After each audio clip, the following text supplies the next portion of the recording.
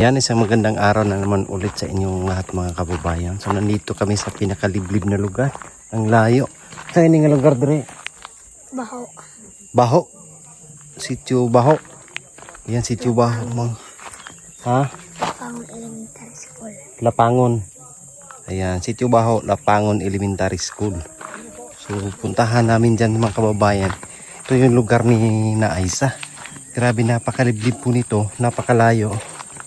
So sinasabi nila ito daw yung puga dati ng mga, alam nyo na po. So liblib kasi ito mga kababayan, dati walang daan. At tingnan nyo po yung mga bahay doon sa likod ko.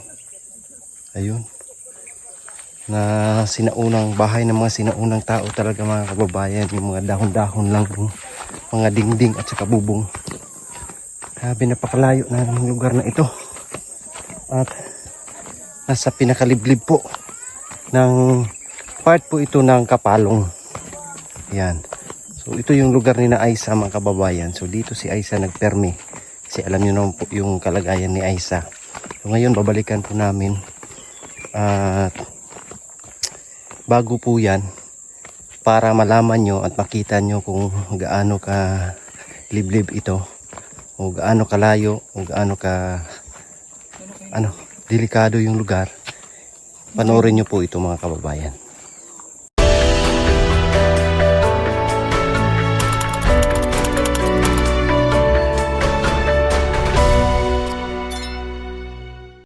So ayan mga kababayan, papakita natin sa inyo kung ano yung mga daanan na binaybay namin.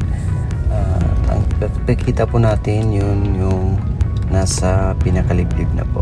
So yung sa highway ay hindi natin ipakita kasi napakalayo na po noon. So ito yung lugar po na pinuntahan namin at galing kami sa Agusan at dumiretso kami dito sa may Kapalong mga kababayan.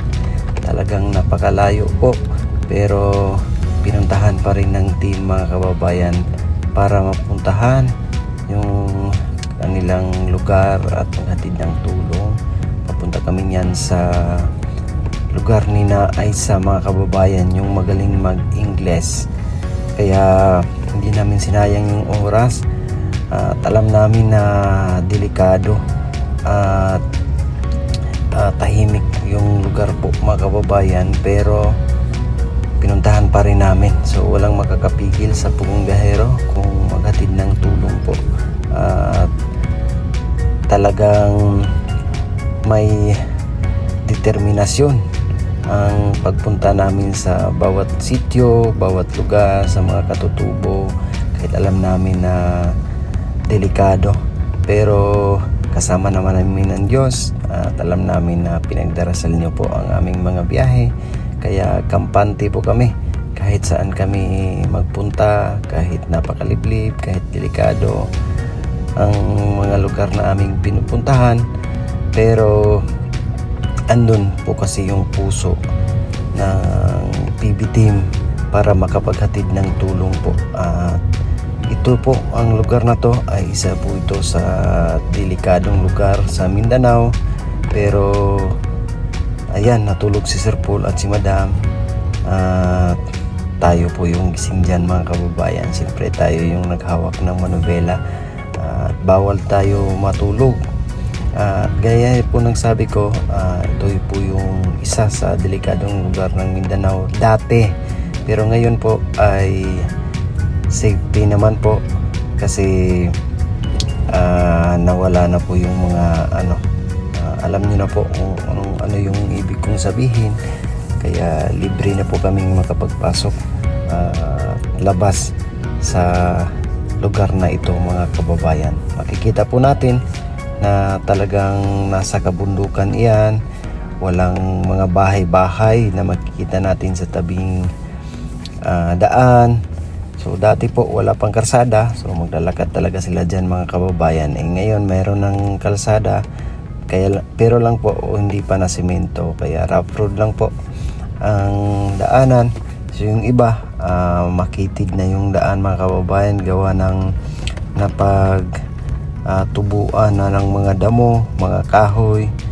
So makipot na po at ang mga puno dyan, mga kagubatan. Talagang makikita talaga natin na napakaliblib na ng lugar. Pinupugaran yan dati ng mga yan. Kaya nagsabi ko, alam nyo na po yung ibig kong sabihin, mga kababayan. So ang baon lang po namin dyan ay pagdarasal para safe yung biyahe namin.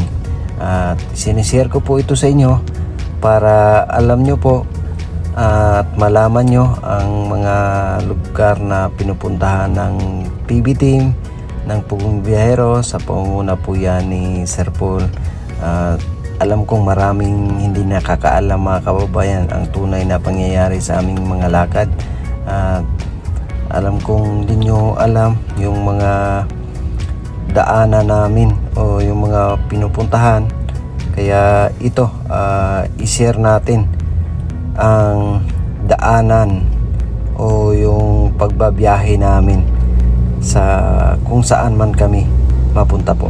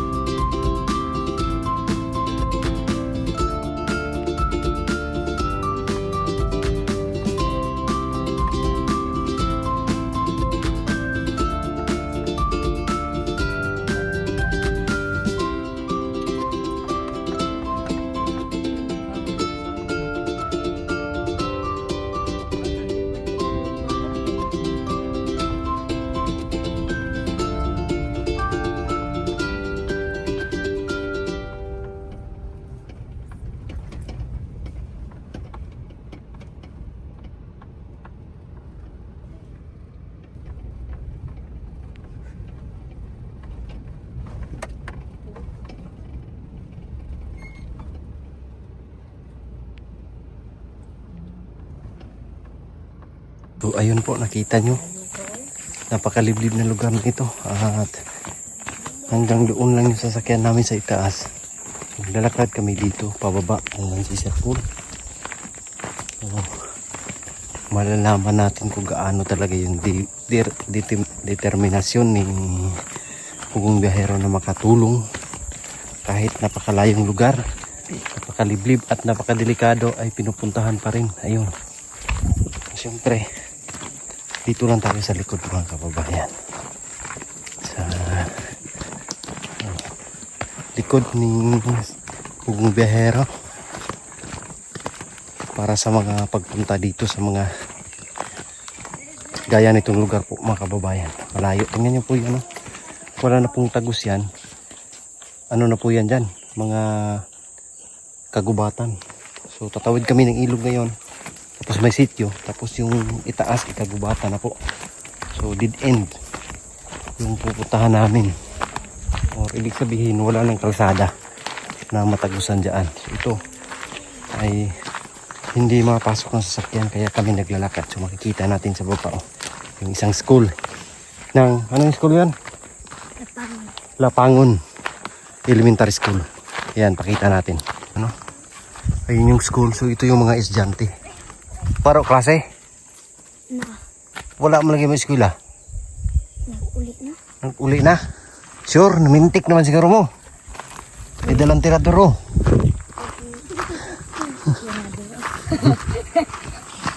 So ayun Ayan. So dito mahirap na talaga mga kababayan kasi yung daanan kanal-kanal na. Kita nyo dyan ay yung kagubatan. So isang sityo dyan sa Lapangon o sa Baho, sityo Baho. Maraming mga kabataan dito. May mga dalang tirador. Pintik. Pintik. Sa nilumad ang pintik. Ano tawag ninyo anak? Pintik. Pintik gyapon. Mga baho ang langgam diyan yung pang pintik.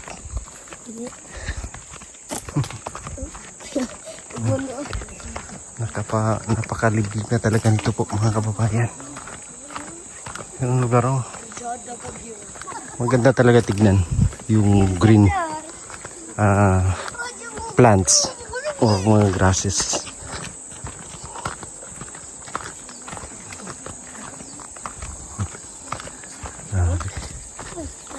Naharbis na yung mga ano dito, kamuti. Naharbis ng kamuti no? Dagkagunod. Damo. Damo sini. Damo. Ibig sabihin ng damo is marami. Yan. Ito yung mga katay na lang yan.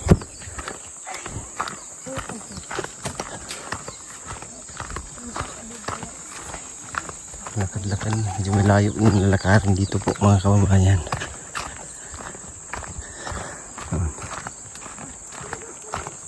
Kaya pa day? Hindi ko balik. Iniisip ko na, pababa pa lang tayo, iniisip ko na paano yung pagbalik dito mamaya. Kasi naman nakapunta tayo dyan.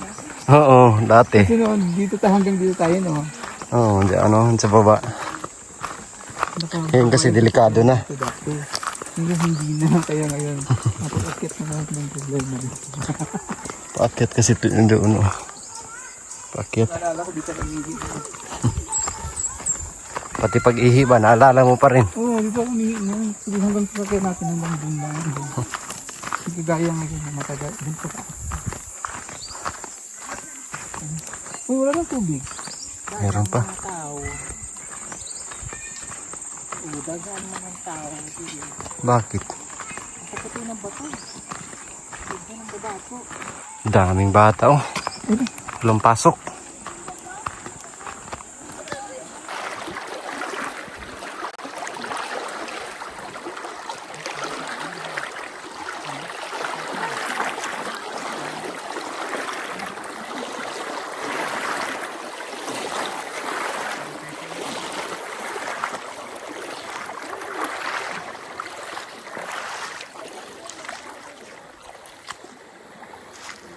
So yun nga, panoorin nyo po yung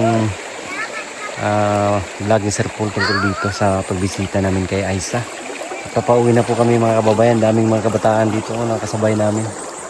Tumatawid dito sa ilog. Delikado ito pagbaha dito. Gagabihin na. Mag-alas 5 na po ng hapon mga kababayan. At nandito pa kami sa pinakaliblib na lugar. Napakadelikado po ng pag-uwi namin. Pero manalig lang tayo sa Panginoon. Sana gabayan na kami palagi sa aming mga mission sa araw-araw sa paghatid ng tulong. So ngayon po ay maglalakad na naman po kami paakyat. Dam, ready ka na Dam? Paakyat na tayo. Yes, kailangan. No choice. Okay. No choice. Talagang akyat. Kasama natin mga kabataan dito. Pangalan? Pangalan? Julius. Si Josephine. No? Oh, ayaw po ka sa nina. Dami. Kini, pangalan? Lasarito. Nazaret. Lasarito. Lazarito. Ganda ng pangalan mo. Lazarito. Ikaw? Si Diana. Ikaw? Oh, Ikaw? si Paulina. Ah, wow. Si Paulina. Ikaw?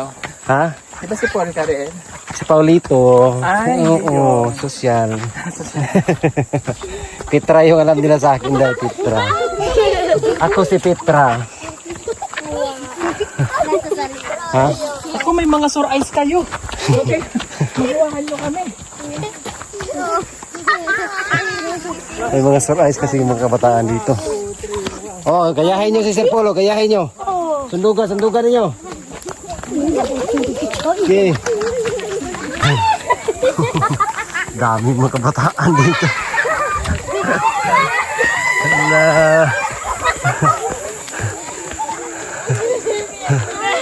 Katuwaan ng paakyat pa para mawala yung pagod.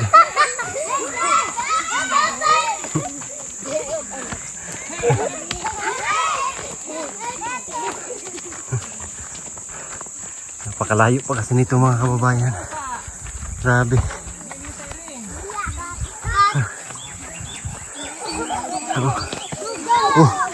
Hoy, mahulog kayo dyan.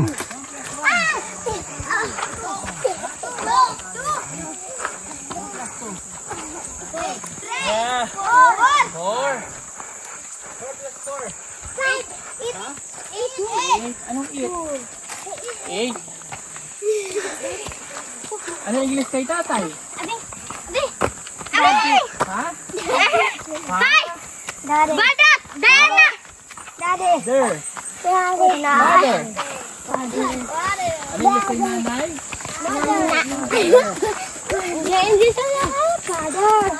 Anong kulay nito? Green. Anong kulay ng sky? Puti. Ha? Murag puti. Clouds puti. Murag asul.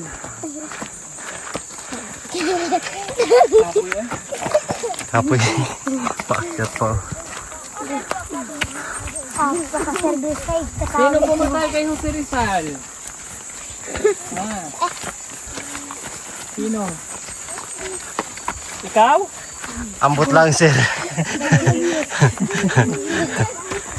Ha?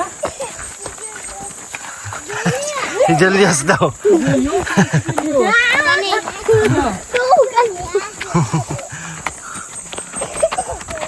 Sila pala yun nakatira doon sa bahay doon sa ano. Inyo itong balay dito babaw? Itong nindot. Magso. Uy. Uy. Nahulog. Pasto, wag niyo itulak. Grabe. Kutas man sa ini. Huwag mo nakapoy. Wala. Grabe. Grabe talaga yung mga kabataan ba. Grabe yung kanilang resistensya.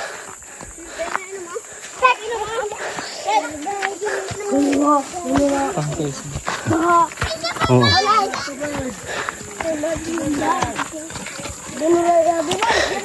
So yun mga kababayan, at dito na kami sa aming parking lot. At nakakahingal, grabe oh, yung pawis natin. Pinagpawisan tayo ng maraming singot. Paakyat yung ano dito, pauwi. Sa baba kasi yung sitio mga kababayan. Grabe, yung likaran na dito napakalayo. At bukas ulit ay magmimisyon kami mga kababayan.